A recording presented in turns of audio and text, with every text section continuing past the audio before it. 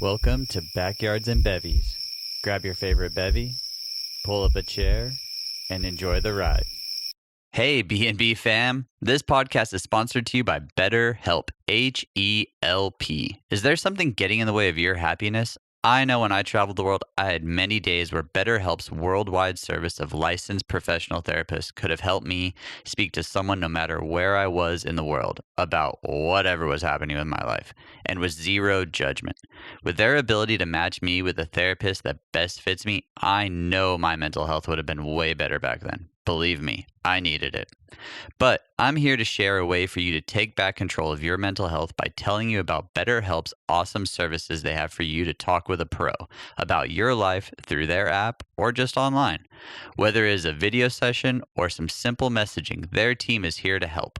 I went to check out the app for myself just to see how easy it was to use, and after a series of questions, I was told I would be able to start matching with a therapist in under 48 hours. And what is super rad is that it's affordable and they even offer financial aid too. So come join the 2 million users that have already been helped and gain back control of your mental health by visiting betterhelp.com/backyards for 10% off your first month. Remember, BetterHelp is therapy done securely online. Don't forget to use the special code BACKYARDS and let BetterHelp, H-E-L-P, help you to start living a happier life today. Hey, welcome to Backyards and Bevvies. Thank you.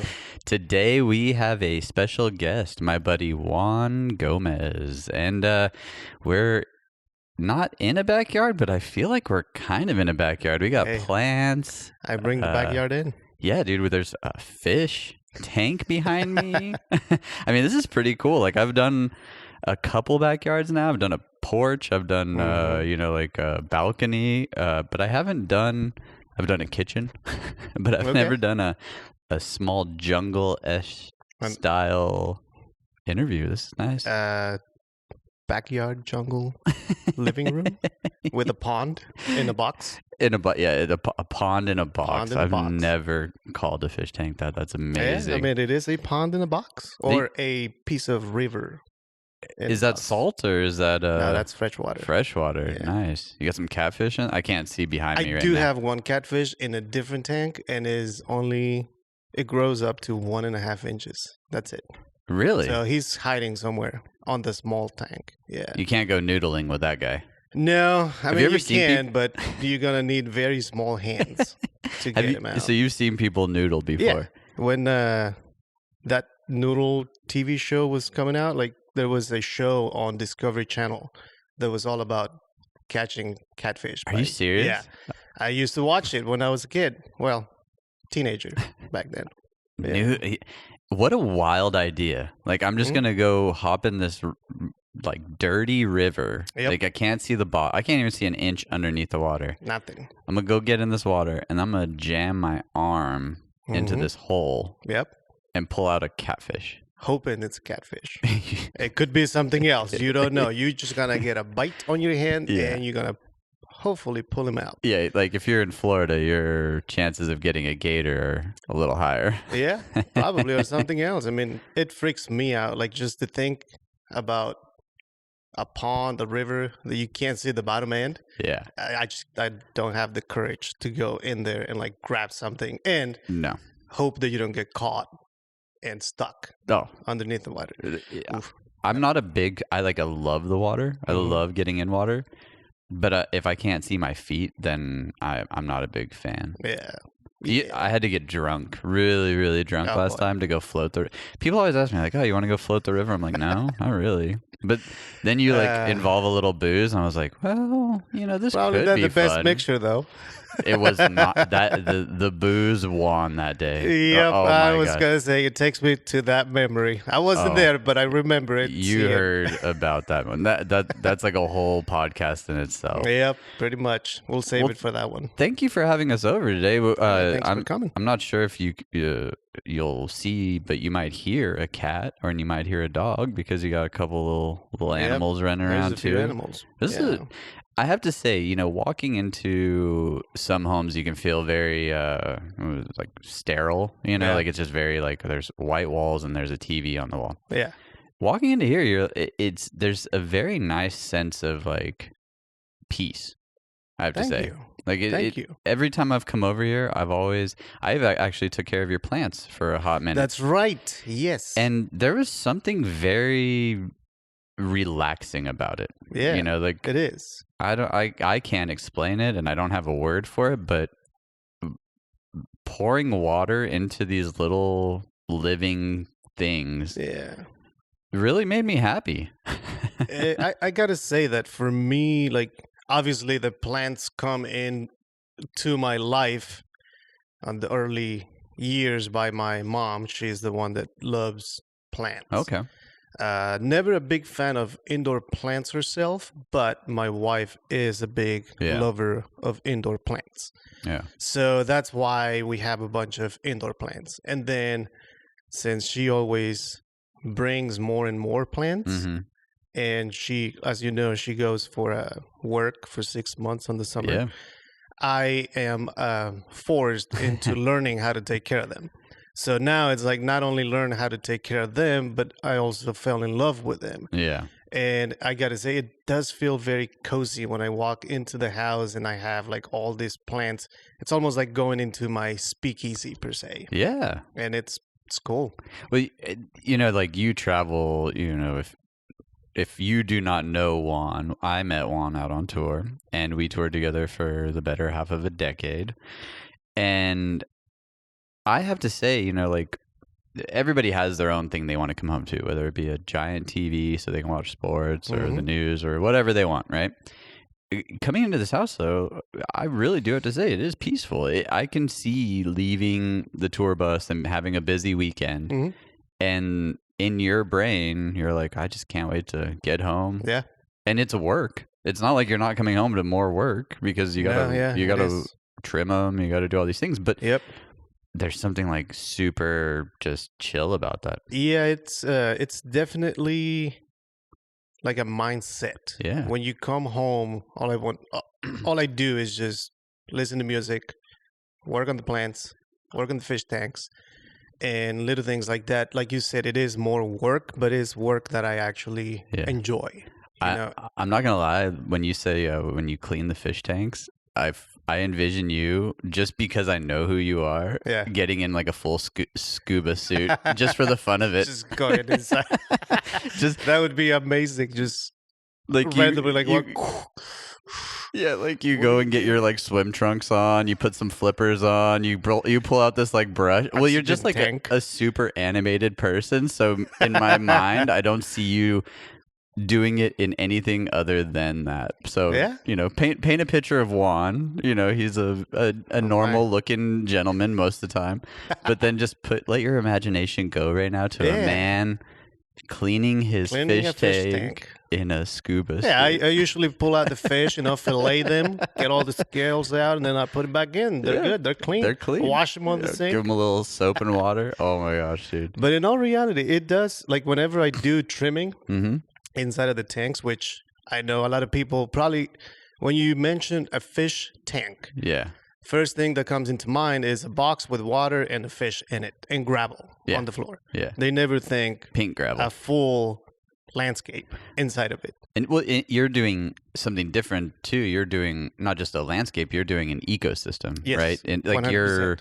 You're growing plants for them to live in. Do filtration on the water and everything. Yeah, it's a big, like, if you add the plants to the aquarium, now you have a full ecosystem that requires bacteria, that requires fertilization, that requires all these water parameters that you have to be aware of in order to control the growth and the health of the plants, and also the health of the fish. Yeah, well, you don't want to come home with them all floating. Yeah, which I mean, you want them to float, but you want them to be buoyant on their own. Yeah, swimming. Yeah, swimming. Yeah, floating is a little different.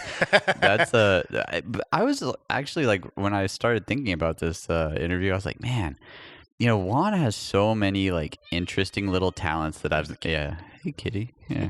You're a cat tamer. It's a lion, actually. Yeah. What am I talking about? Let's be real. You just have a giant lion behind me. Yep. Oversized. But you just have like all these like wildly cool talents, and you came over to my house not too long ago, and we're sitting here talking, and you're like, yeah, I've been, working on like my ecosystem in my fish tanks. I'm like, what? Yeah, it's been a year. Yeah. Actually, April comes, it's going to be a year. I don't know why I look at my watch. My watch doesn't tell me the months. But yeah, when April comes, it's going to be a full year of me working on learning how to keep ecosystems with plants. Reason being, last year on my birthday, my wife and I kind of agreed on me going back to fish tanks. Forever, when I was a kid, I used to have a fish tank. Yeah. On the most simple way. And then I was like, you know what? I think I'm going to treat myself again on having a fish tank now that I travel less and I have a little bit more time to work on it. Yeah. And then that kind of led into learning the new aquascaping, which is way different than just keeping fish in a box. Yeah. And it's cool. It's just different. It takes about 6 hours to trim both tanks. That's crazy. And clean the water and this and that. I mean, that's wild. And I make it shorter sometimes. Sometimes it's like 1 hour. Yeah. But if I really get into it, it's about 6 hours. Well, a good hour of that is you getting into a scuba suit and making your way down the stairs and over to the tanks. And I throw the fish line once in a while, try to catch one of them instead of going out to the river. But most people really do think about it as like, oh, it's just a box or a circle with water in it, and there's my fish, and I come over and I tap on the glass every once in a while, and then you scare them, and their ears hurt when you do that. A couple bubbles come up. Boop, boop. And then you have the people that put the fake plants around the back, right? I hate that stuff. Yeah. These, I can't really see. I can kind of see it out of the corner of my eye right now, but it looks good. I saw it when I was plugging some stuff in back there. It looks good. There's a lot of things. There's about 1, 2, 3, 4, 5, maybe 7 to 10 different kinds of plants in there. That's amazing. Yeah, there's grass. There's like the foreground, the background, the midground, all those things. Like there's different types of plants that you use for different places on the tank, so you can start growing. Interesting. Like the design of the actual landscape. Well, like just looking around your house, I have to say, like you could probably, if you're watching this, there's only kind of big plants behind us. Yeah. But when you take like a panoramic around, I can see some real tiny, like little cactuses. I can see, like these little delicate plants and it's wild to think like here you're taking like the best care of them, and those things can live out in the wild. Yeah. I mean, it's not easy to keep them inside. Definitely. It's probably harder to keep them inside. So building an ecosystem like in a fish tank, I mean, that's not something simple. So that's pretty cool that you've picked up on that. When everybody's into hobbies like trying to figure out how to go buy McDonald's in the metaverse. Yeah, true. You're over here going, well, you know what? I'm going to go old school, and I'm going to keep some plants and fish alive. Well, I think one of the reasons that I actually fell into this new hobby, because I change hobbies maybe every 6 months. This is probably one of the ones that has been lasting a little bit longer.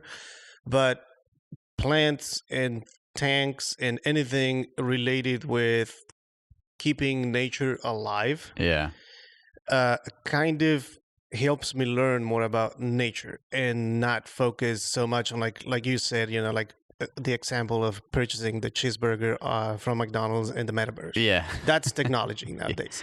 Technology is taking us to places that are cool, but we're forgetting about what's outside. Yeah. And so me focusing with plants is like, well, now I can try to, if I ever don't want to have the kind of life that I have now, I can always go back to my hometown and probably become a farmer again. 100%. And there's something on tour, you and me ended up a lot of times after like load-ins and after the sound checks, we'd be just hanging out and we'd talk and stuff. And we'd always go on like little walks or adventures into nature. And I think there's something really comforting and wild and dangerous and exciting, even just by like going down the street and walking into the woods, like we found some you and me have gone on some pretty awesome adventures. Some of them I haven't gone on because I got busy and stuff, but like in New Mexico, Albuquerque. There's that big desert out there. I know you, like, the second sound check's done, I'm like, where's Juan? No, you were out in the desert. When I was catching the lizards with Nate. You know, I was on another tour, and it was a bunch of German guys it was the Scorpions. Okay. It was like a 90% German crew, right? We were doing the shed out there, and I didn't say shit, I said shed. I even sounded, I was like, wait, did I just no. We were doing the amphitheater out there, and it like backs up to the desert, right? And these guys they'd heard of rattlesnakes, and they'd heard of like lizards and stuff. Interesting. This big giant monitor guy was like, I'm gonna go find a rattlesnake, and we all were like, you probably shouldn't, but okay, have fun as long as you're safe. And he was hell-bent on going and finding a rattlesnake. I wouldn't touch it. Yeah, I don't actually think he found one. He might have, I don't know what he found out there, but you know, there's something really, really cool about just being out in nature. So you've taken that idea, and living in Tennessee, we go through so many different seasons. So you said, well, F it, I'm going to make outdoors, indoors, and come home to something really peaceful. Mm-hmm. That's cool. The one thing that I don't like about Tennessee is the fact that the rivers in this state, all the plants die on the winter. Mm-hmm. Otherwise, I could make ecosystems out of stuff from the river. Like most of that stuff in that tank, it came actually from outside. Like the rocks, the sticks, anything, the core inside, except for the plants. And the soil came from the river locally. That's really freaking cool. We have a river. I mean, the river is the best we have a nice river media too. That we can use to replicate a river, because it's already got the bacteria that we need. Yeah. That's really cool. It's got other bacteria that we don't need, but the plants. You should write a book one day. Oh, man. I think there's many books that already talk about it. Yeah, but you could It's not a one book, though. Yeah, there's not one book. The one book. Yeah. With everything else in it. With everything else in there. I think there's something I'm going to touch on here in a second, but you had brought up being a farm, or you have the ability, you said, to go back to your hometown and be a farmer if you really chose to. Mm-hmm. And I think that's so cool that you're holding on to that as an option, because a lot of people, they leave their hometowns and they're like, nah, I'm done. Mm-hmm. I'm gone forever, and I'm going to live. And that's how I was. I was like, oh, did I love my hometown? Sure. Did I like things about it? Sure. But the second I was able to leave, I never wanted to return. Yeah. Now it's a little different. But even then, that's really cool that you've always kind of kept that in your mindset. And so when you do these projects, or like you said, you change hobbies every so often. So you're choosing hobbies that are actually like beneficial. You're not just choosing like hobbies that are trendy or cool. You know, like. Yeah, I mean, like, I guess the one hobby that I always go back to is carpentry. I love carpentry just for the pure fact that I can build, if I wanted a table, which I built for my dining room. Yeah. It was cheaper for me to build the table than to purchase it. 100%. But yet I spend more money on getting the tools. But now I have the tools, so I can build more things. Yeah. And I built many pieces of furniture in my house because I consider myself a cheap person, and I don't want to go spend $1,000 on a really nice dining table, and I don't want to spend $300 on a cheap dining table. Yeah. Now I have a table that is worth probably $2,500 with the kind of wood that I used on. Mm-hmm. But then I also have a garage full of tools, and I can do and build whatever I want. Which is so cool. And you probably can go, and the nice part about building a table on your own is you can go and choose like you said, what woods you want to use. Yeah. And the specific model style that you want for your house. And it's like, there's a little bit of flavor and pizzazz that's yours, because if you went out and bought the $1,000 table, you know what's going to happen? You're going to sit at it and be like, this thing sucks. Yeah. I mean, like, there's going to be something that you don't like. Who built this thing? Yeah. They use these kind of screws, and it's not because you're being overly picky, or you're just being like looking at quality. And a lot of times you spend a lot of money on what you think is quality, but it's not. Yeah. I mean, I see little details on the one that I built that I'm like, oh man, I messed up, like cutting a straight edge on this corner, whatever. Or like the glue is coming apart now because it's been 5 years since I built it. But I know that I can go and fix it. Yeah. I can go back and like cut it. That's not going to be a problem. It is built with Brazilian ipe, which is super expensive. I didn't purchase it. That it's actually, there's almost a story for everything that I have around here, but Which is awesome. yeah. So that wood was collected by my brothers while they were working in construction. There was some millionaire's house back deck that was getting redone, and they had Brazilian wood, which is about $15 a linear foot on a 6 by 2 inches thick Wow. board. And that wood is probably 50 years old now. That's crazy. Since it's been cut.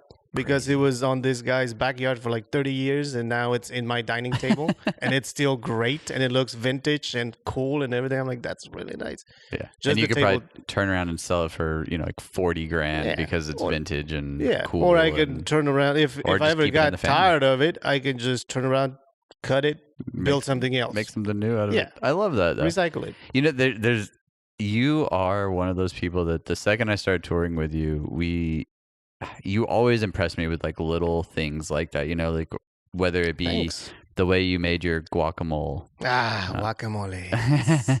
or the way that you handled an issue or something like that. It was very, very interesting to me. But there's one memory that I didn't put in the sheet that I sent you, but I wanted to bring it up because it's so freaking hysterical. And I still see the video every once in a while, and I just cracked me up. Boy.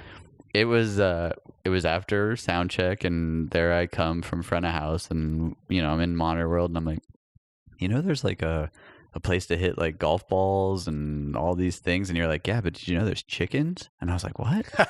You're like, yeah, there's chickens over there. I was like, oh okay, that's interesting. And so you're like, you said something that sparked my interest, and I don't even think it was what ended up happening. But so we go over there, and I'm like, oh wow, look at all these chickens. That's kind of interesting. I didn't know this. And you're like, that's what it was. You were showing me the garden. There was like a whole little garden backstage that the chefs were using. Is that when I put the chicken to sleep? That is when you rocked it to sleep. Yeah. You didn't put it to sleep. It's still alive. True.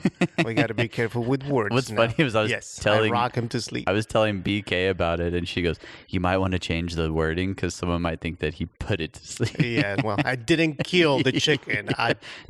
We didn't helped turn it him into... to go to sleep. I rocked him into sleep for 30 seconds.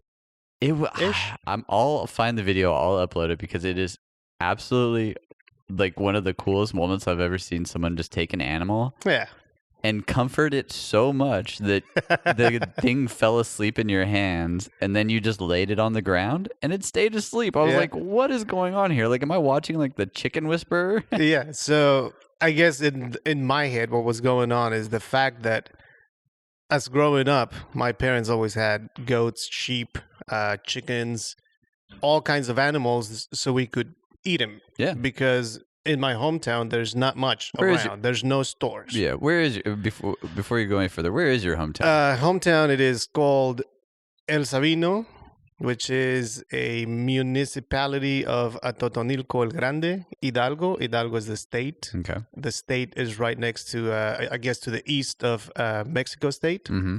So from Mexico City, we are located about 3 hours east, slightly north of Mexico City. Okay.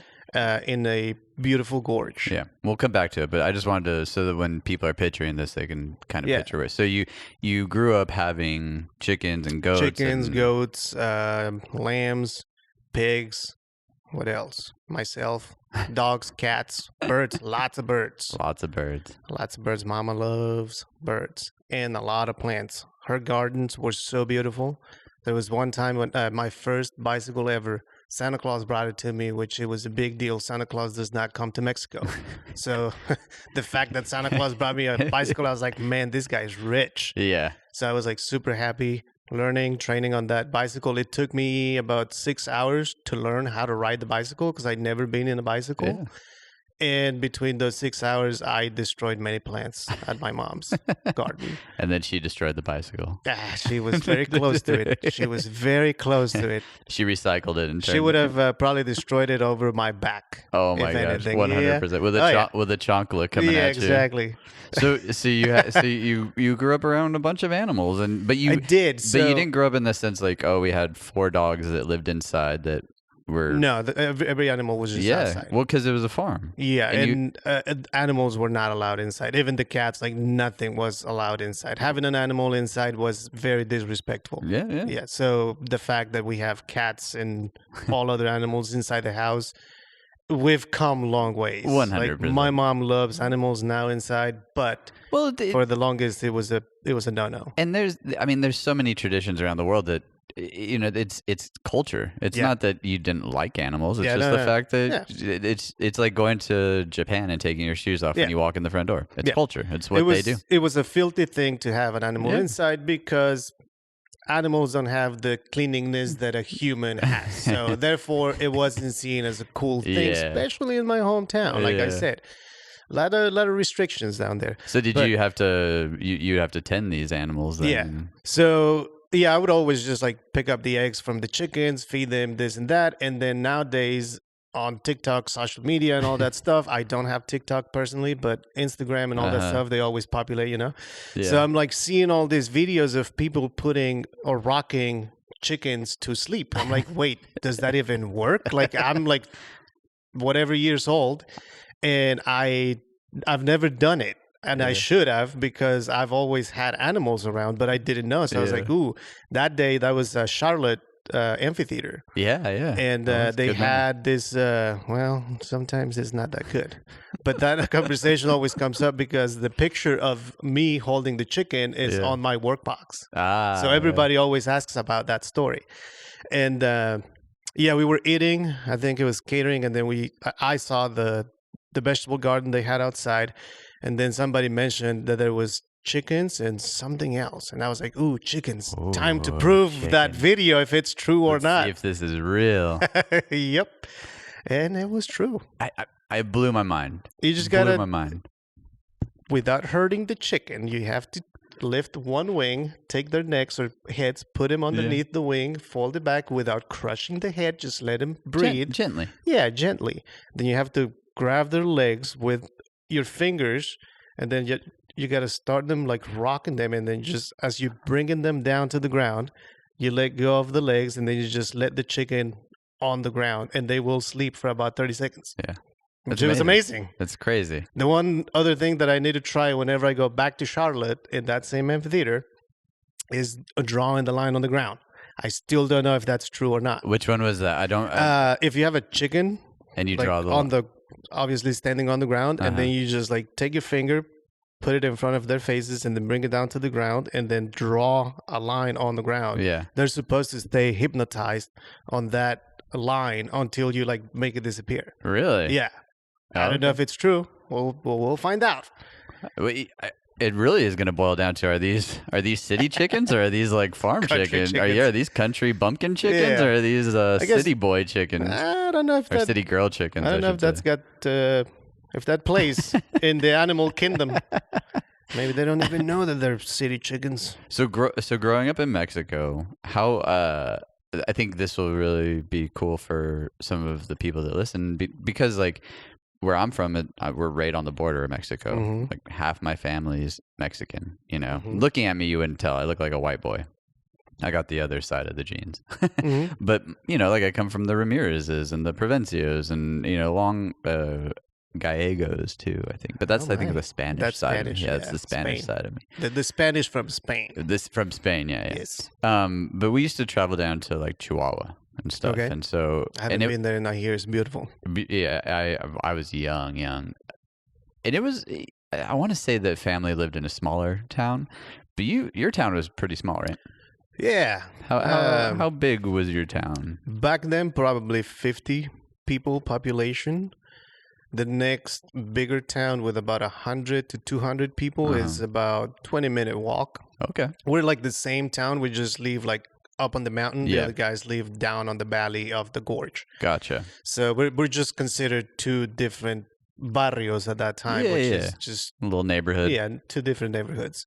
Did you ever have like rival soccer games? Yeah, we always did. Yep. I didn't play back then because I was probably, I was early.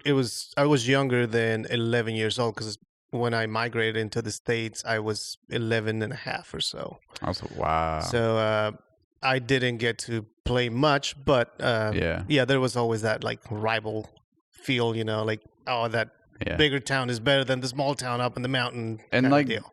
Growing up there, I'm sure, like I can picture 10, I can picture 11. As you get to younger age, it gets harder. But I can probably say that, I can remember going to grocery stores as a kid. Yeah. Can you remember? Like, did you have like I do have a few memories when I was a kid. And also. But you grew probably a lot more than, or was it like, it wasn't like there was a gas station at every corner? No. I was going to mention also, I did say 50 population back then. Well, nowadays is no bigger. Right now is like 35. Wow. It actually keeps getting smaller because everybody like leaves the town. There's nothing down there. That being said, going back to your question, the closest grocery store per se, which it was El Mercado, the market, just outside on the streets, that was about, at that time, it was like an hour away, gravel roads to get to it. Yeah. That's intense. The public transport would come down twice a day, once at 8 in the morning, and then that's to pick up the people that were going into the town to do whatever shopping, and then they would come back, and like the drop off was at 3 p.m. or 5 p.m., something like that. That's wild. Right now we have maybe like 3 runs of public transport because people possibly have a little bit more economic stability. Yeah. So there's a little bit more public transport, but it still is a gravel road. That's pretty cool. Dirt road. Yeah. And I think maybe back then too, it was a little more like your dad was the farmer. That was his job. He didn't ride the public transit to work in the morning. He went out into the farm. And my parents, from the house that they have, they still do. Like my dad lives down there just about all year. He maybe comes into the States for a week. Yeah. And he's been a farmer all his life, except for the time that he came into the States to work as a farmer as well. But he does a 30-minute hike to the mountain where he's got fields, and that's where he would grow beans, squash, pumpkins, corn, cilantro, and many, many other herbs and vegetables, whatever he could, in order to bring something back to home and provide some kind of food, Yeah. But the main thing was just like the corn was the main harvest, and that was to sell at the end of the year to make some kind of money for just groceries or whatever other things. Yep. And then we would keep maybe 50% of the corn harvest, so my mom could make tortillas. She could make other meals, out of it. It's just so cool. I don't know. I've always just loved you've always been one of those guys on tour that just had a different level of respect for some things. And I think it's because you came up a little bit different. You were raised, and I'm not going to say better than anyone. You just were raised different. And I think that you embody that still to this day, which is really cool. Like, you didn't forget about your roots just because you got a better, higher paying technical job. You come home and you farm. Yeah. You farm in a different way. In a different way. Yeah. But you're still keeping these plants alive. Just like, because I have to ask about your dad being a farmer.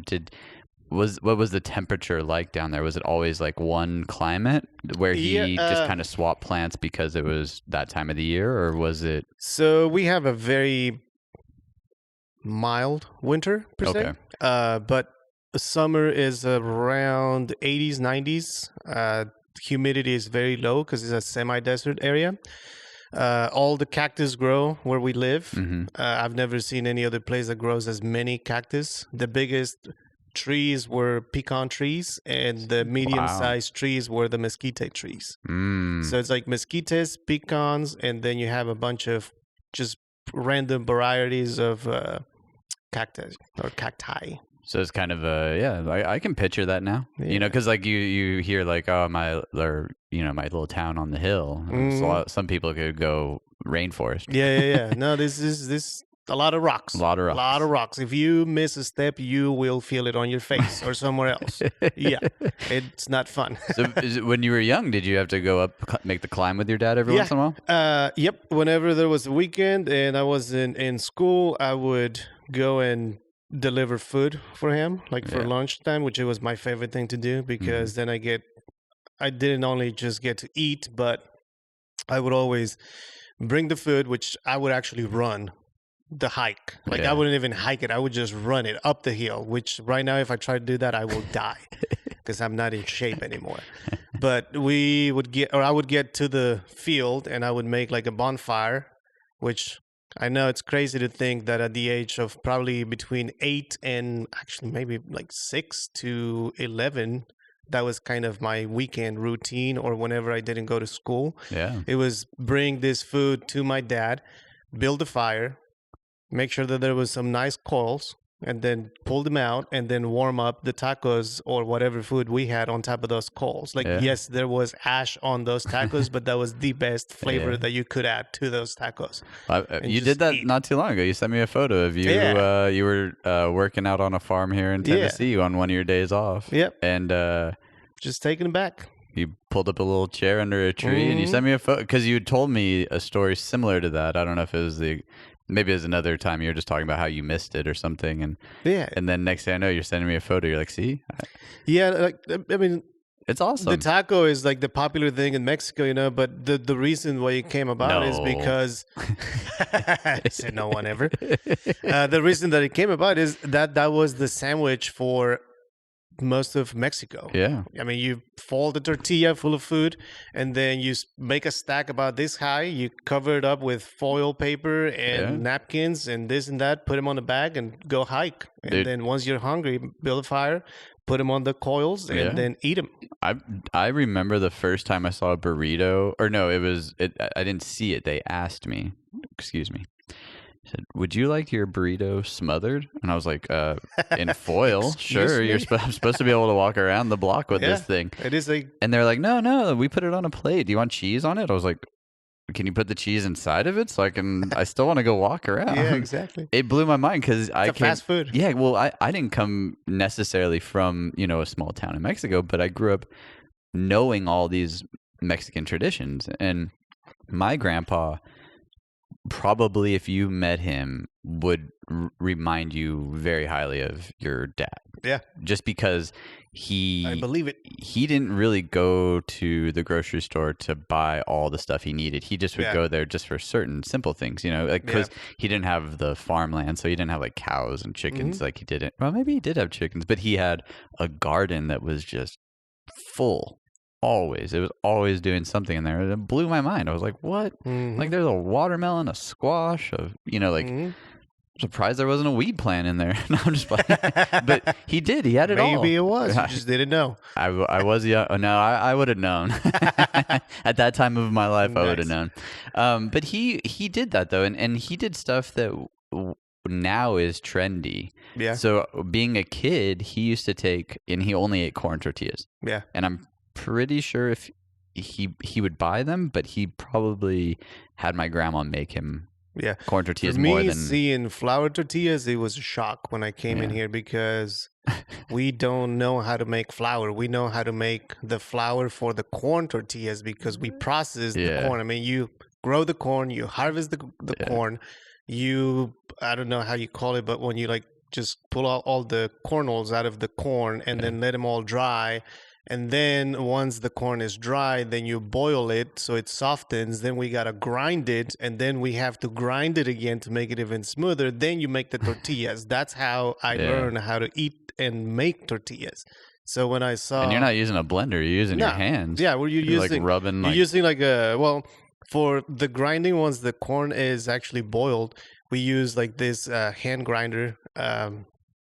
I don't know. It's called a molino in Spanish. I don't know the name in English. We'll go with that. But and then the old-fashioned way, once you pass it through that, then you got like this big old stone that it's flat and kind of curvy. So I don't know if anybody knows a molcajete, like that grinding bowl. Mm-hmm. So it was the same kind of stone, but it's flat about this long, and it kind of curved up, and then it had 3 legs. And then you had a big old, almost like a baseball bat about this big that it was also made out of stone. So you took all the corn that now it's being ground or processed, you put the big old ball of corn on top of that rock, and then you use the big old baseball bat. The baseball bat, yeah, and then you just keep on grinding it even more. You just fine tuning it. And then you just grab that little masa and then you make the little ball and flatten it out with the press and then put it on the fire. The fire, it was never like a gas stove. It was actually a fire built out of wood with iron, right? Yeah, like you put a couple of bricks per se around it or stones, and then you put the flat pan on top of it, let it heat, and that's where you put your tortillas. And it's amazing. I mean, it's like a smoky You're making flavor. me so hungry. Stop it. I know. It is noon. We gotta eat something at some point. And that's what my grandpa. I'm sure if he would have gone through that process, moving to the States does a lot of things. I think like job opportunities.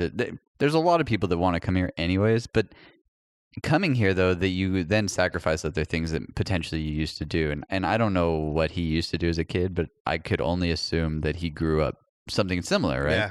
So when he came here, like obviously corn tortillas now you can go pick them up at the store like nothing. Anywhere. Well, he would do this one little meal all the time when I would go over. And my grandma would have made caldo, I think is what, and there's like a soup. Yeah, soup. And then there's like a bone in there. Yeah. And he would take the bone out and he would, and it would be the circle, like femur bone, I'm assuming. Something. Whatever bone. And he would scoop out the marrow and put it on a corn tortilla that was obviously heated up. Then he would take his homemade green jalapeno or whatever salsa, and it was always hot. It was and it was kept in a butter tub. You never touched that butter tub. And then he would dump salt on it. And I remember watching it as a kid. I was like terrified. I was like, Grandpa's eating freaking bone. Like, what the hell's going on? And then he made me eat it.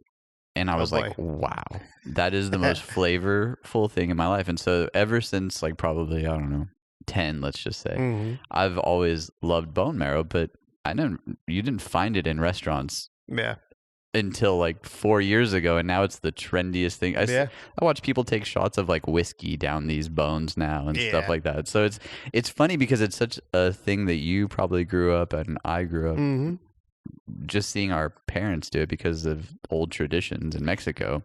Yeah, it to me, I find it funny sometimes because, like you said, the things that I actually grew up with, that it was the most, I guess you can call it the basic way of living. I kind of call it the poor way of living because in order to get that bone into your soup, we had to kill the animal. Well, yeah. In order to eat it. Yeah. Because we couldn't afford to go buy meat 100%. somewhere. It was cheaper to purchase, let's say, a baby chicken or even have I guess to begin, buy the baby chicken, let them grow. Yeah. Then you have eggs. And then eventually that chicken is probably going to hatch the egg. Yeah. And then you get more chickens that way. Yeah. But that's how you also grow food, meat, and it goes the same way with the goats, with the lambs, with it's a farm cattle, ecosystem. Exactly. So you just keep growing your own foods, and yes, killing the animal and cutting it apart in pieces. Yes, I was young. I saw it. What's it called? Traumatizing? I don't think so because it was a way to live. Well, it's you're not just killing it to kill it. Yeah. I think there's a kind of not even survival, but it was no. But you still want to eat. Yeah, you want some protein. The way that things were done back then. And farm stuff, though, I think is hard for people to realize if you've never been on a farm or if you've never seen what it can do for the surrounding area too. It's like I'm using every part of all of this, you know, even if like you're thinking like, oh man, like how are you using every part of the cow? Well, because you you make bone stock out of it. You do all these different things, and it's wild to me. That's where tripa comes in from. Yeah, like, that's where menudo comes from. Oh my gosh, the cow stomach, that's pig stomach and pig guts, and anything and everything that came with that animal, you will save it because it's food. Otherwise, it's just a waste. I love it. When you might have to cut this one later, but when nothing gets cut unless you use the F-bomb. But when you kill that animal, we even collected the blood, and then you make a dish with that blood. Yeah, because it's another part of food. It is. If you throw it away, then you're throwing away a meal. The soul of the animal. There's definitely a giant respect issue, and I think people don't see that because they just think you're just butchering it for the fun of it, and it's like there was never a fun. No, it's like, not. Even until nowadays, when I go back and visit and we have like family reunions, we still do that kind of stuff, but it's always an honor, and we have to like think about the animal, like how 100%. Is he going to struggle the least in order to sacrifice his life for 100%. Us, because we're gonna eat him, obviously. Yeah, and it's never easy for anyone to kill the animal. No. But if we have to, I'm like, well, I guess I can do it. I've seen it done. Yeah. I just hope that I don't make the animal suffer because I've never done it. 100%. But here we go, you know? It's like, funny story, last time that I came to Mexico, Mom's like, well, we got a chicken that we're going to kill so we can eat him and like make this delicious chicken soup. I was like, okay, good, great. She's like, I just need somebody to kill him. I was like, oh, guy. I was like, I don't know. I'm like, can you kill him? She's like, I don't know. I don't think I have I'm not brave enough to do it. I was like, well, Mom, here we go. I was like, I guess I have to do it. Otherwise, we don't have chicken. Yeah. And then as we're talking, you know, we already have like the chicken and I don't know, this and that. And then boom, I just went and just cut the head off. Yeah. And my mom's like, just make sure that you did that. It's dead already. Yeah. She's like, you did it. I'm like, somebody had to. She was like trying to explain me how to do it. I was like, Mom, that thing is done. And like, I'm sorry, chicken, but you're going to be delicious. We loved you, chicken. You did your time here on the farm, but it's time for you to do another job. Yeah, exactly. That kind of was my point in thinking about this interview. I was like, you know, one thing Juan has always been very, very good at is being resourceful and reusing items. You know, and there's you can't reuse a chicken. Well, you can't. Well, you eat it though, and that gives you energy, and then that energy can be the circle of life is a really true. You know, thing, and you have to think about it more than just the fact that you're just you're consuming it. Yes, at one moment, but that energy then transfers into other things, you know, and that energy could be brain thoughts that then transfer into you thinking about a better way to do your farm there's so many processes to life. And I think people forget that and they get real used to just, I need this right now, so I'm going to go to Amazon. Yeah. As opposed to thinking about a way to take something in your house maybe and reuse it or look at an animal and say, well, would it be nice to eat ribeye right now? Well, maybe I can only afford the rump. Well, how can I treat this rump in the best way possible to represent what that animal had to do, you know? Yeah. And touring with you, you always gave me that kind of really cool respect because I was the crew chief at the time and you were the monitor engineer at the time. I would be like, oh, well, why don't, and the laziness of me, I'm just like, oh, well, let's just go get it from here. And you're like, hold on. Give me a second. I'm going to work on this before you go order this and cost the tour more money. I'm going to try to fix this with what we have because it is fixable. And there's something really, really cool about that. And I think if more people kind of thought about their day-to-day lives in ways that instead of just throwing something away, maybe you can repurpose it or maybe you can do something different with your life. And you just always were that bright shining star in like a dark day when we'd be having like, you know, nothing but issues. And one example was we were still kind of new on the tour. We didn't have all the bells and whistles and we were trying to figure out radio frequencies. Remember, and we were going through all these things and I was on the phone with the shop trying to get people to send me numbers and and we'd put them in and you were like, hold on, I'm just going to go sit in the corner over here with my notepad and I'm going to work some math. And that was one of the most impressive days to me because you came back and what we all kind of accomplished was what you accomplished on paper a little bit quicker. And it was like, whoa, you found all the different harmonics and where to stay out of them and what was happening. That was when Wiley was second for us. Yeah. I remember Hunter coming off the stage with the guitar for the main guy turned on.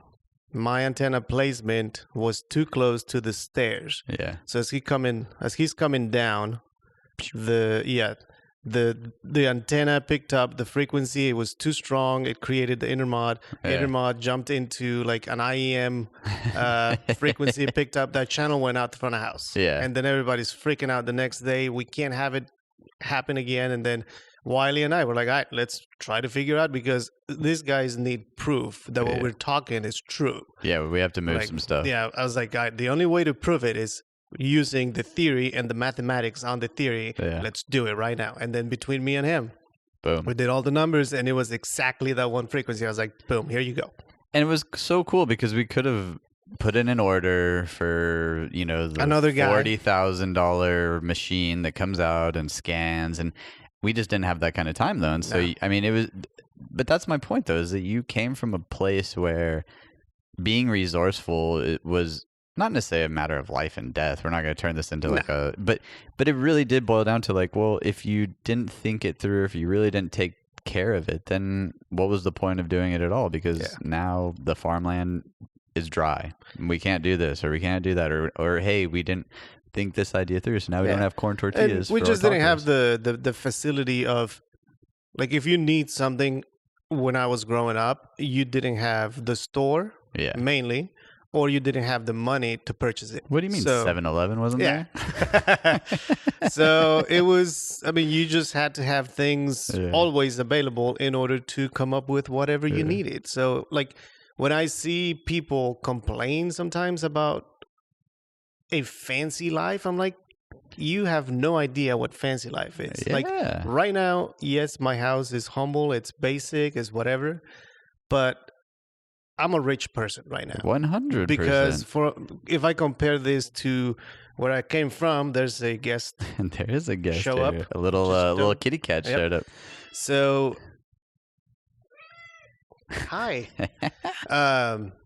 Like the appreciation of things is greater on my side, and then I see sometimes a lot of neglection on people, and like you said, instead of trying to fix something, it's easier for them to be like, oh no, you know what, let's just replace it. Like, no, don't replace it, we can fix it, we can move on. 100%. Like even food, like I see on this country that a lot of people, they actually they waste a lot of food.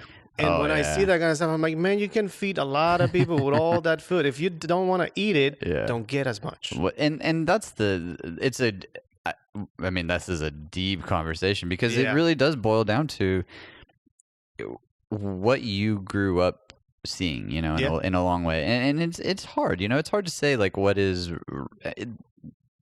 it's a long, deep one. But one thing to what you're saying, and I think this is really true, and something kind of humbling that I thought, or that I heard not long ago, was when we think of like the 1% in the world, we think of the 1% that are the billionaires in the United States. We don't really put into context that, well, in reality, if you make over like $25,000 a year, you're part of the 1% of the world.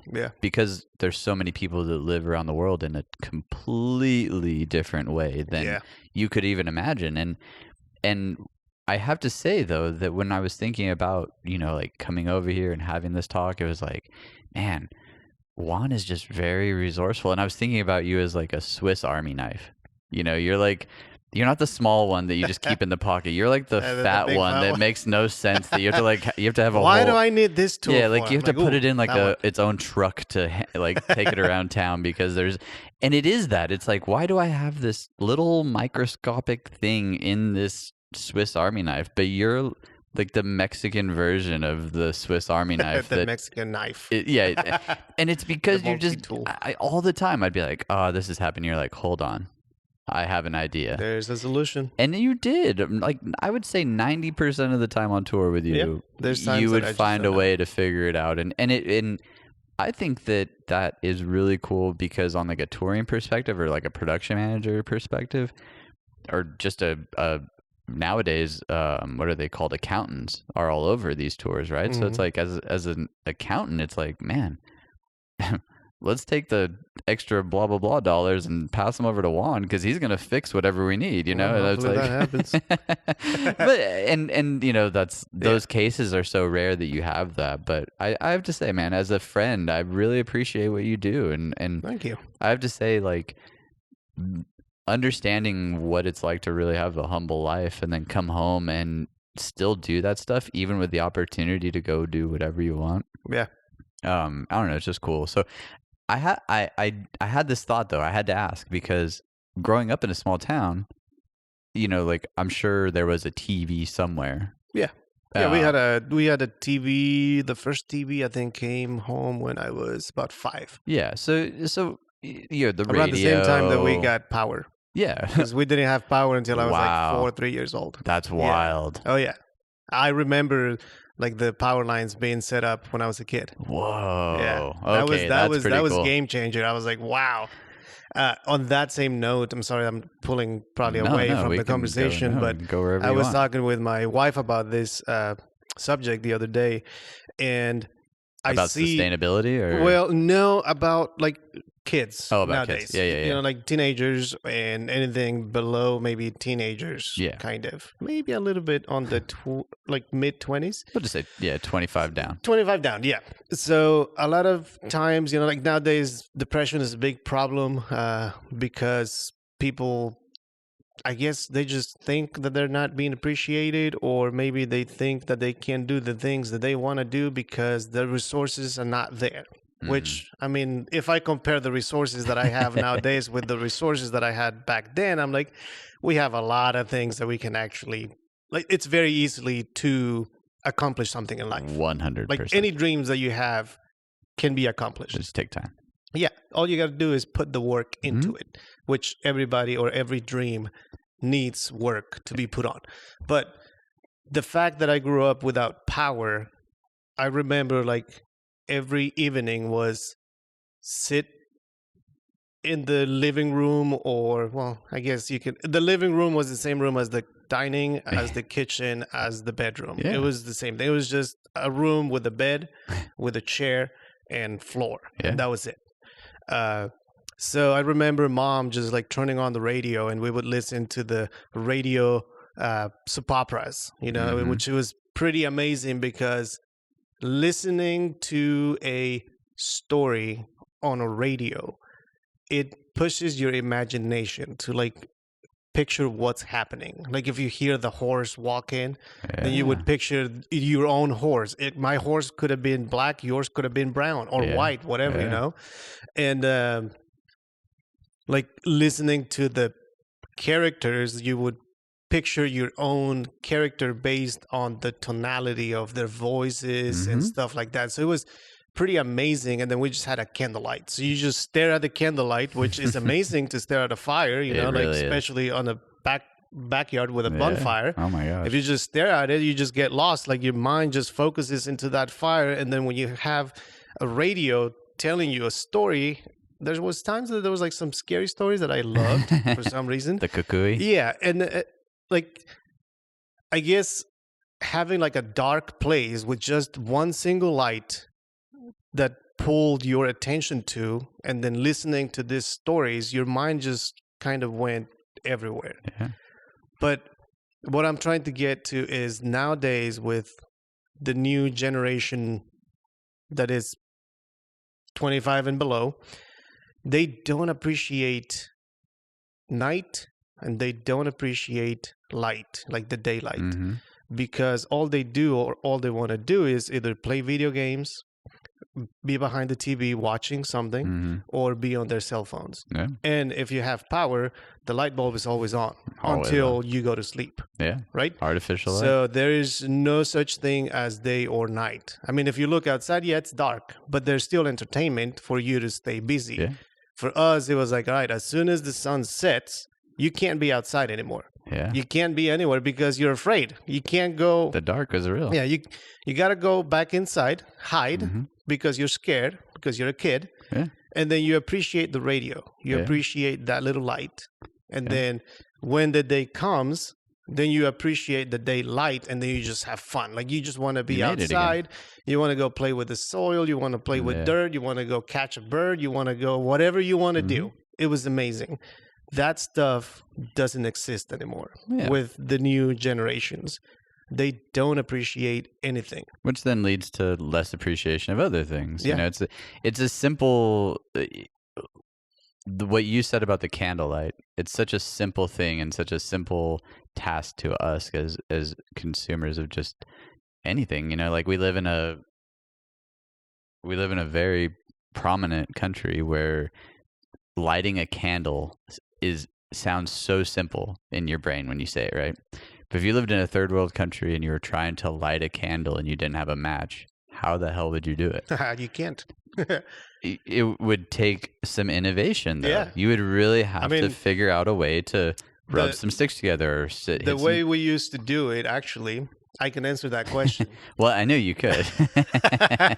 So whenever Mom ran out of matches, because we didn't have lighters back then, lighters was a fancy tool. Yeah. Matches was the standard. They were super cheap. Yeah. But if you didn't want to waste a match, which it was a luxury to waste a single match, what you do is you went back to the kitchen where the fire was lit to cook the tortillas and all the other meals, and then you find a stick that is still got a hot coal in it, and then you rebuild the fire so you can create a flame, then you can light that candle. Keeping always a constant fire was very important. Oh, I'm sure. So hiking up to get or deliver the food to my dad on the way back, it wasn't just going back home. Get some wood on the way back. You get some wood on the way back so you can keep that fire going for the next day. So I think that though is what makes people look outside of themselves and know that there's the ability, like you saying there's the ability to do anything. I talk about it all the time because I truly do think there is. I really, really in my heart know that I've rewritten my life a few times. And it's not because I technically had to. I could have easily folded over and just been like, well, life sucks. Like, no, life is wonderful. Yeah, life is amazing. Even whatever we make, even at the hardest of times, life is really cool because it's teaching you something. Yeah, and so like growing up with not a lot of stuff, that is a teaching moment. And then you come to the States, right? And then now you're living a completely. I mean, like I'm sure people in your hometown when you come in, they're like the rock stars here.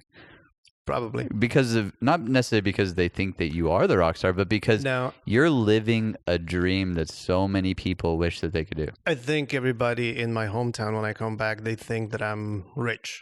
Like literally, like they probably think that I have a lot of money. Sorry, I said the F word. No, I didn't hear it. I'll beep it. It's right around an hour and 2 minutes. I'll remember that.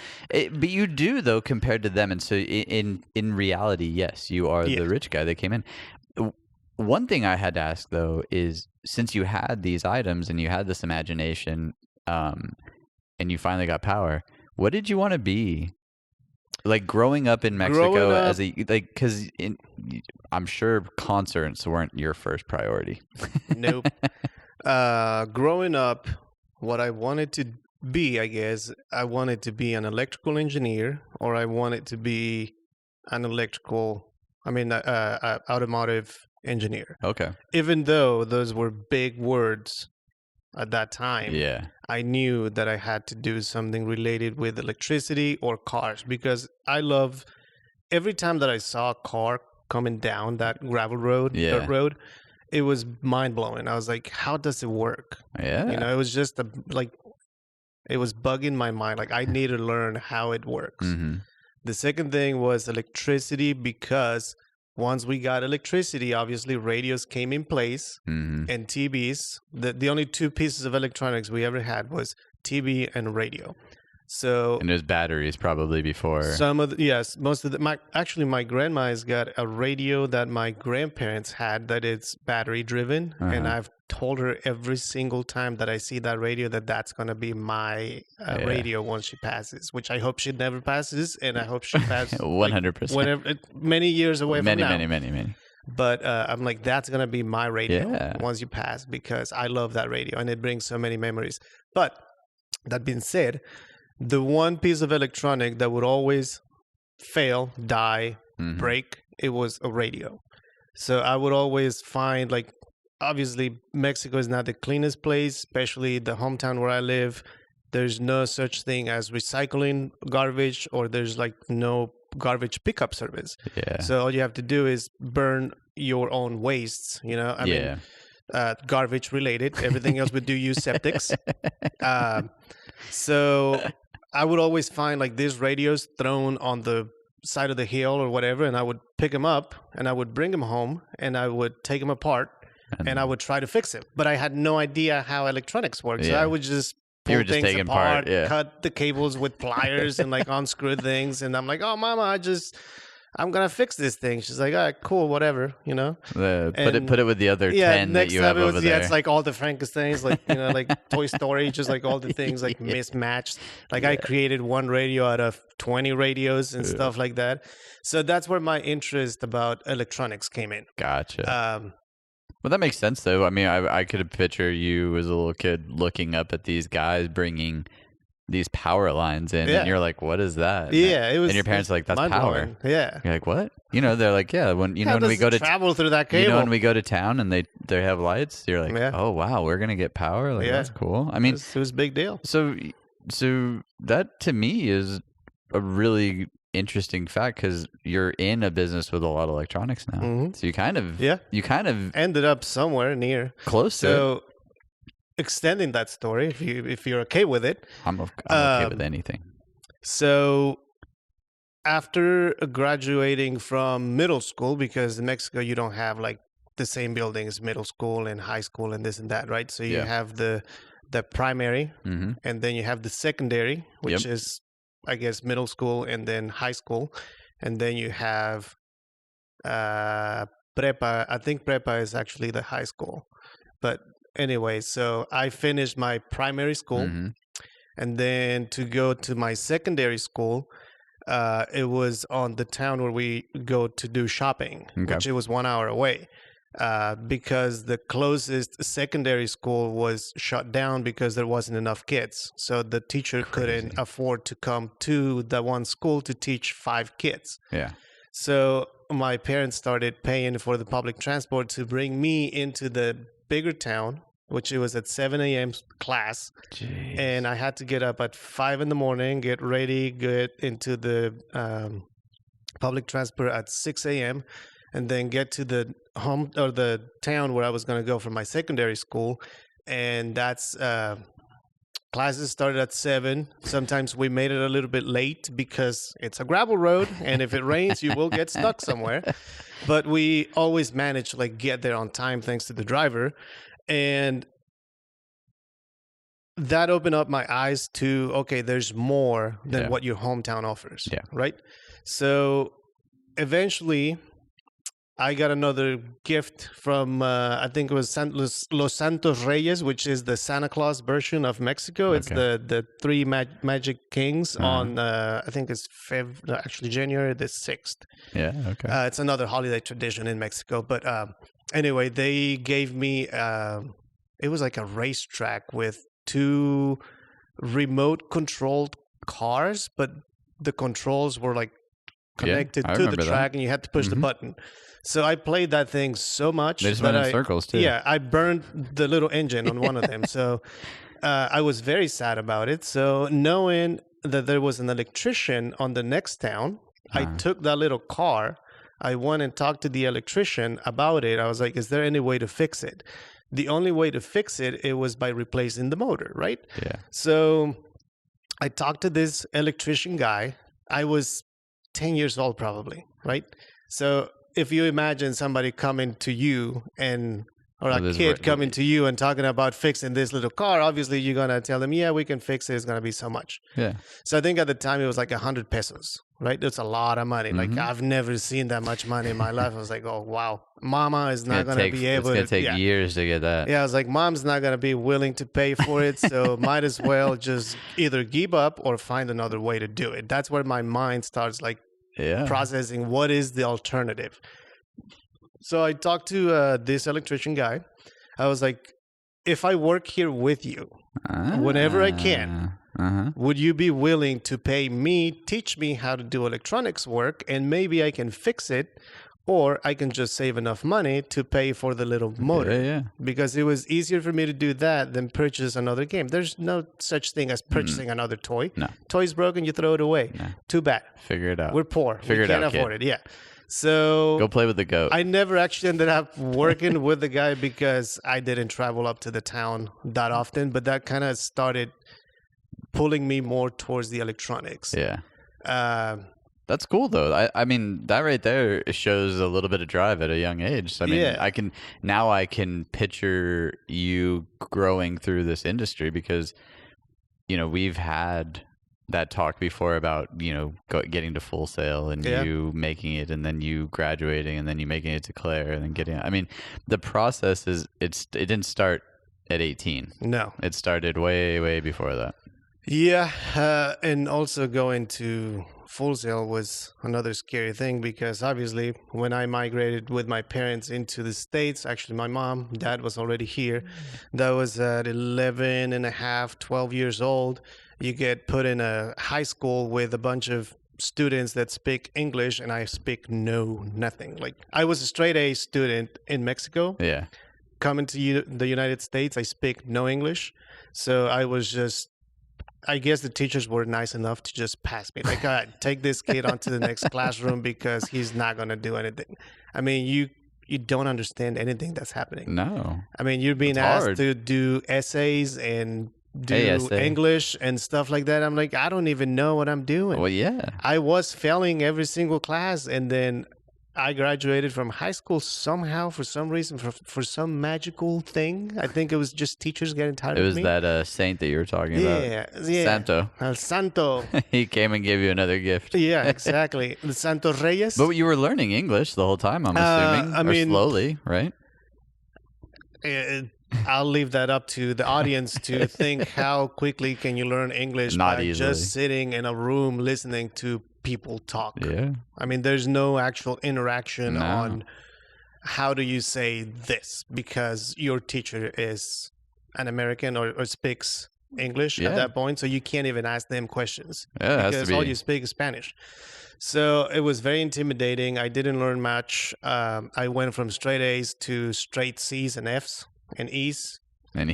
Whatever the grades were back then. And then you got a Z. Yeah. So after high school, I worked a little bit on apple orchards, and then I went on to construction, painting. One day I remember being on a college dorm in Hendersonville, North Carolina, painting all the rooms, and it was the same room over and over, like the same image. It was just miserable. I was like, you know what? I can't just do this all my life. Like this is like giving up. Like this is not the right way of doing it. That's exactly what it is. Yeah. So at that point, I already knew about Full Sail through high school.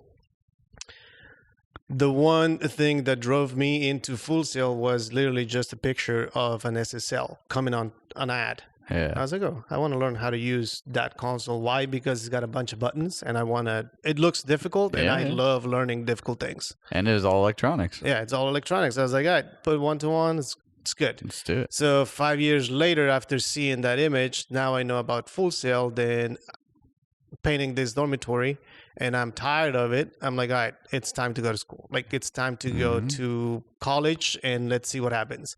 I had no financial support because obviously we're really broke as I was growing up. We lived in a single trailer, which is nothing wrong about it. It was just a very simple life. I think rent back then was like $150. And there's nothing wrong with that. Yeah. I think a lot of people have this misconception that just because you potentially don't have the Ferrari and you live in a trailer park, you're not good enough. There is a stigma behind that, and it's unfortunate. There's stigmas behind a lot of stuff, and it really does take someone though that comes up from, and I think that's why your story maybe is so meaningful to me, even though it's your story. I just thought it's such a cool. You came from nothing, and now you have something. Yeah, and you had something back then too. Yeah, I had a lot. But that's the thing, though, is that people look at that and say, "Oh, well, now you have something." Yeah. Like, no, I had a lot back then. I had everything. I had love. I had, like you had food. You obviously were eating. You had a roof over your head. I had the opportunity to. Now learn. You just have extra. Yeah, exactly. I have comforts. I mean, it really, and not to cut your story off, but you said it perfectly. You painting the same room for the rest of your life, that's giving up. Yeah. In a weird way, because if you can make it from a small town in Mexico with 50 people, then now you're living in America. Now you have this land of opportunity that everyone hears about. Yeah, and it is full of comforts. Then it's like, okay, well then what's the next move? Is really the next move painting rooms the rest of your life? No. You should shoot for the moon, right? Shoot for as far as you can go. And I think that immigrant stories like that are like, and I say immigrant stories because like there's a guy I follow named Gary V, and he immigrated from like the Eastern, wherever in Europe. And now he's like one of the most positive people speaking in the world. And all his speech is all about being grateful for what you do have. Yeah. It's okay to go and want more, but there's something to be said about understanding like, no, I really loved my other life, but now I'm just working a little harder. So now I get a little extra. Yeah. It's like now I've come to realize that the harder I work, the more I show people what I know how to do. Yeah. The chances of even growing bigger I have, and I still want to eventually, like, my ultimate dream is like, I want to go back to my humble hometown. Yeah. But I want to go back with some of the comforts. Yeah, bring the fish. Yeah, bring the fish down there. There's actually a river that I can build a whole aquarium out of it. Yeah. That is so cool, though. I mean, I'm sure that at that point, when you do go back, man, downsizing is fun. It is. I don't care what anybody says. You can have the 20,000 square foot home all you want. I want, and it's not because I had it and then I went away from it. It's just because there's something really nice that, like, we live in a pretty humble little house, and we're on some land, and it's nice. Don't get me wrong. Anybody is more welcome to go have the biggest house they want. Yeah. Like, I have no issues. Dream's a dream. But for me, I was thinking about it one day. I was like, man, I would miss seeing my cats every day. Yeah. Because in a house that big, my cats would be lost. Or you will be on a room that the cats don't even like to go in. Yeah, like I would never know where they were because it's just such a big place. But one day we might go up. One day we might not go up. I'm leaving it up to however we just start to build the family around. Yeah.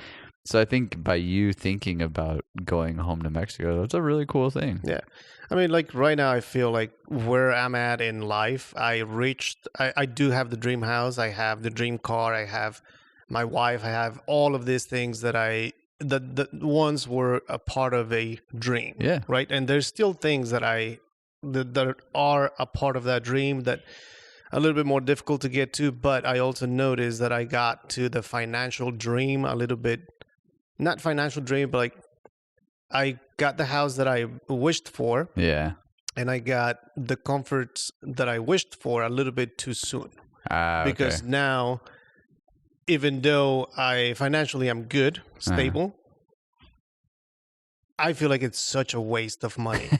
Like, I need to go back to my roots and just go back to that simple way of living, because it's always a race. Oh my gosh. Everybody or most of the people in the United States are racing always. Like, oh, I'm going to show off that I have this news, whatever, or I got this better thing and that better other, or I don't have enough of this and I need more of it. I'm like, there's no need for that.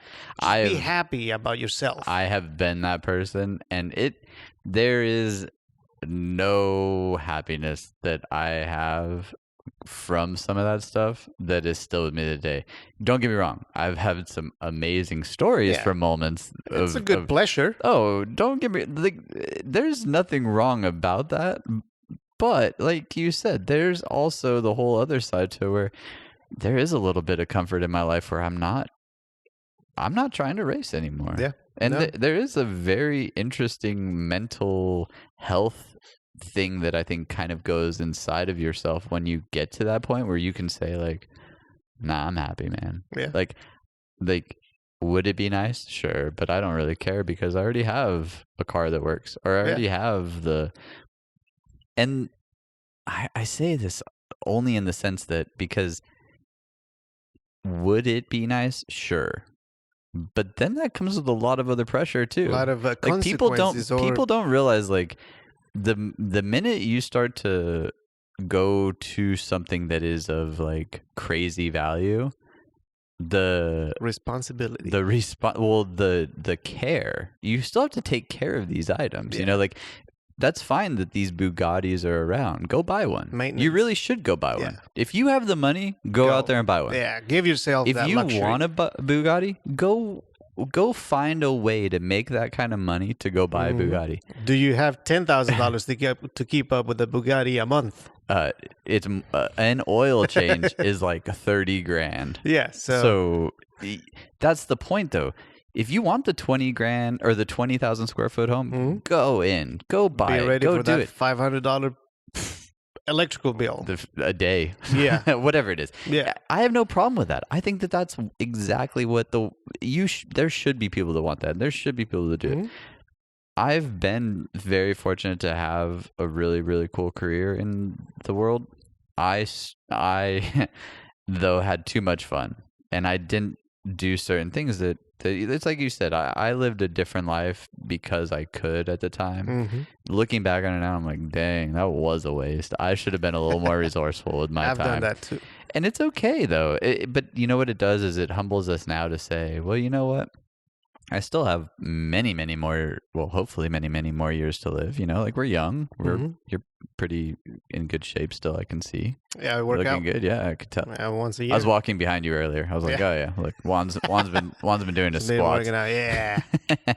I just have to say though that I love the American dream. I love the fact that you came here and that you put yourself out there, that you went through school not speaking freaking English. It was freaking hard. It wasn't my option, but yeah, I was put in school thanks to my dad and mom.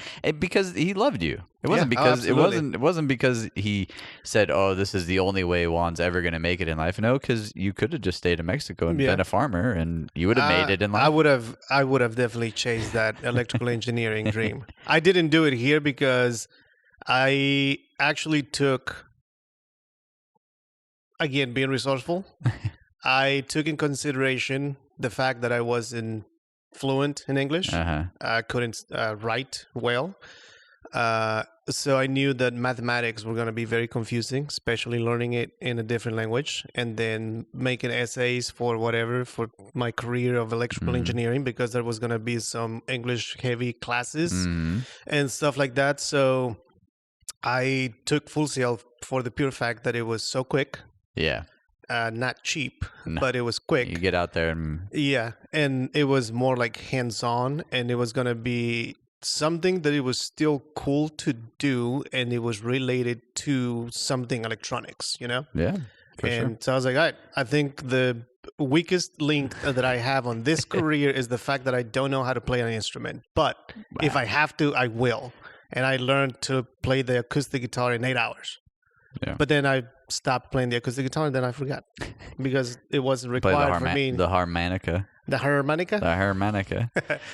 It was just something that wasn't required for me to continue with a career. So I was like, all right, good. I'm actually doing really good because all it requires is my brains and to think simple. Well, and you could have taken your engineering skills and gone and worked for like Mana Yeah, I'm working on that. Music's giant in the Spanish and Mexican community. So I mean, it's like even if you decided to go home to Mexico, you'd probably find an engineering gig down there. There's already that idea. It's already being processed, and I already have the exit strategy on it. There you go. I already have, I guess, a foot into the Latin industry, and obviously there's offices in Mexico where I can probably go to work, and you speak Spanish a little bit. A little bit more than anything else. Well, I'm gonna start wrapping this up because we've been having a lot of fun. I'm gonna have you on again because I think that there's just so many more conversations that we could have that are fun. Absolutely. I will say that people, I hope, listen to this and they don't listen to it with the idea that this is just like let's boost Juan's ego by saying how cool you are and how resourceful you are. I think that this is an episode where people can look inside themselves, and we always say like, oh, well, let's fix this issue. But you can't just fix an issue without taking a deep dive look into an issue and really saying, well, what if I had nothing to go and purchase to fix this issue? How can I fix it on my own in a small way first, right?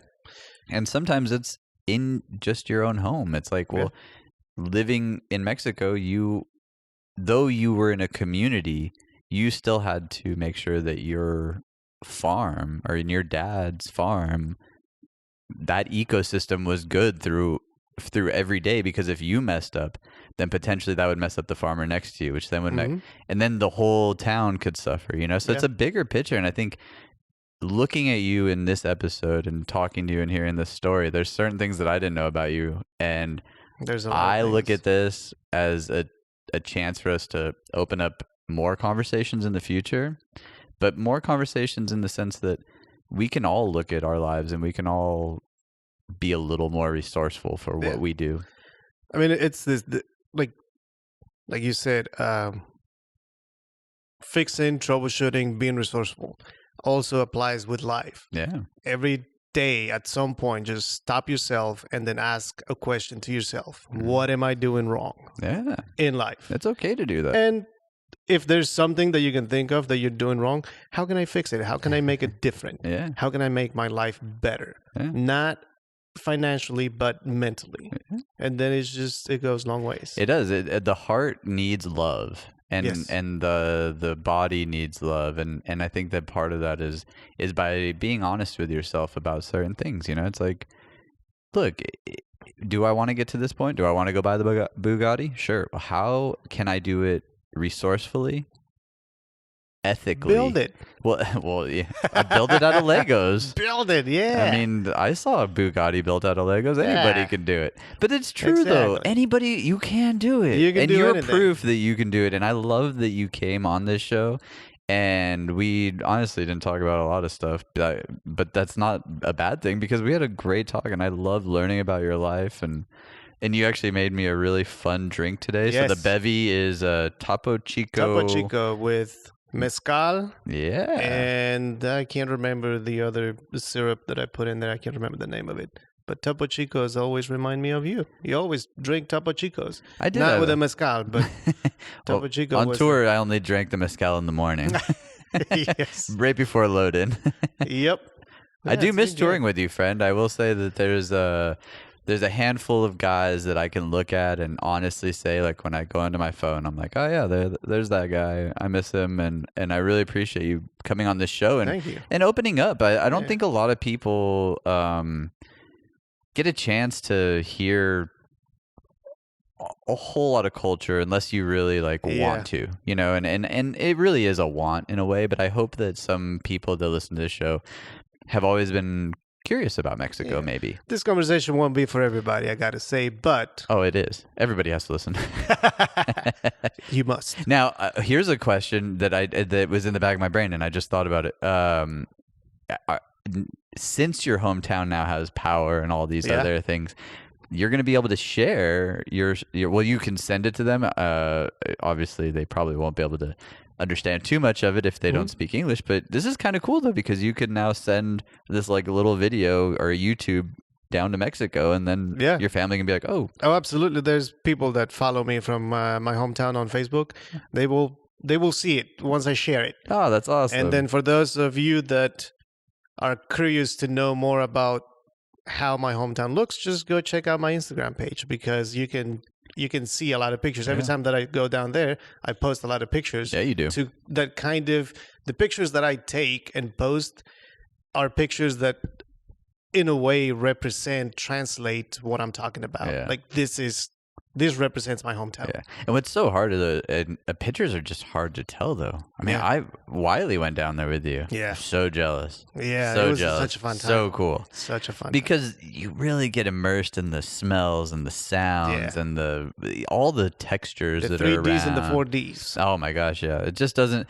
I love pictures, but at the same time, I'm just like, it doesn't do the judge. Boo. Yeah. No, you have it right, my friend. And I think with my little guy, raising him, I'll never be able to raise him in the sense that like you went through, but I can teach him values that represent some of those same things that you went through. And I think about that a lot. Like, I want him to. Am I a bad person? No. Did I do some things in my life that are bad? Sure. Is there things that I can give him and pass along that he can do better than me? 100%. And that's, I think, the goal at the end of the day. I mean, just think about the fact that he's going to be following you and your wife for the next 18 years. Yeah. So you got 18 years to teach him everything that you know. I'm going to be like, Uncle Juan would never do this. Come on down here, buddy. We got to go cut some sugar cane. And I think that that's cool, though, because it's not like you live far from me. So I think when things happen, it's really cool that you are a very good friend of mine. You are very close to the family. Absolutely. And I'm very quiet too. Well, you are very quiet, but it'll be awesome for, like when projects happen. Hey, Uncle Juan, you want to come over and anytime come see little dude? Do this or do that, or I cut down a tree one time just so I had that above him. And someone was like, you want a chainsaw? I was like, I'm going to do it by hand. Because one day he's going to be complaining about something. I'll be like, yeah, well, I cut down a tree by myself with this arm, just this arm alone. Yeah. Yeah, because the other one came down with the tree. But the other one was like busy holding my cell phone. For social media. Selfie. You had a really good point about appreciation. And if you really want to look outside of the box, everybody would be like, oh, well, I can't. And can't is a really easy word. Mm-hmm. And I thought about this earlier when you were talking, because when you grew up, having that cell phone in your pocket would be the last thing that you ever thought about having, right? And then if you did have a cell phone, it wouldn't even compare to the amount of info that you can get off of this thing now. Yeah. You basically have a super computer in your pocket every day, all day long. And I would say even some of the people that say that they have nothing have at least a cell phone. Yeah. And that is, like, I think something that can be fine. If you want to spend some time on your phone, I have no problem with my kid ever doing that, or fine. But don't ever tell me that you can't do something, because you right there have something in your hands that no other generation ever could have had. Yeah. And that comes back to the Swiss Army knife that you call me. Yeah. That's where I learned my stuff. Like, most of it is self-taught. Yeah. Because I didn't get the chance to spend much time with my dad, per se. The other person that has taught me a lot of things in life is my brother Luis. Oh, yeah. Other than that, I mean, like, the cell phone is the one thing that I know that if I don't know something, you can look it up. It tells me the answer. I freaking love it. And all you got to do is just put a little bit of time into it, and you will figure it out. Time will do it, my friend. Have a lot of time. Well, I tell you what, we're out of time now. Too bad. But let's do this again. I want to have you on again, even if it's this year later on. Absolutely. I know you're busy. I know you're going to go do some stuff. Never busy for Phil. We'll figure it out. I'm not worried about it. But I can honestly, truly, from the bottom of my heart, say thank you for giving us an hour and a half of your day. Thank you to the listeners for. I didn't think I was going to be able to talk for an hour and a half. It's crazy how fast it goes. Everybody says the same thing. They're like, "Whoa, it's already an hour and a half! Yeah. Oh my gosh!" I'm like, "I know." It's the first 20 minutes. I can always look at someone and I can see them like, and then all of a sudden, it just goes. Gone. Yep. So welcome to. I told you when we were sitting before we started, it would be an hour and a half easily. Yeah. So well, you're always welcome. I will. To come I think back, next you're time you'll welcome for you'll interviews, whatever. I think next time you come out to the old ranch, we'll start a fire out back and absolutely have some fun. That would be fun. Dance around in shoeless and shortless. All right. So at the end of each show, we bottom these up. So friend, thank you for having me. Cheers. Thank you for being on, and everyone, thank you for listening to this week's midweek treat. Yeah. Cheers. Cheers. And bottom is up.